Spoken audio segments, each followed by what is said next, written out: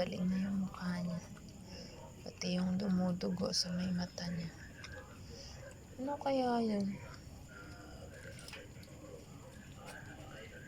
Pinalo siya or binuhusan ng mainit na tubig? Ito, kagat to sa pakikipag-away.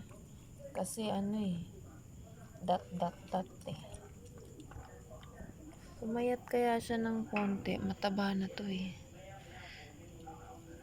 Kaya, ang dami niyang pagkain. Ito to eh. Yung mainit na parang lugaw. Tapos nilagyan ko ng itlog.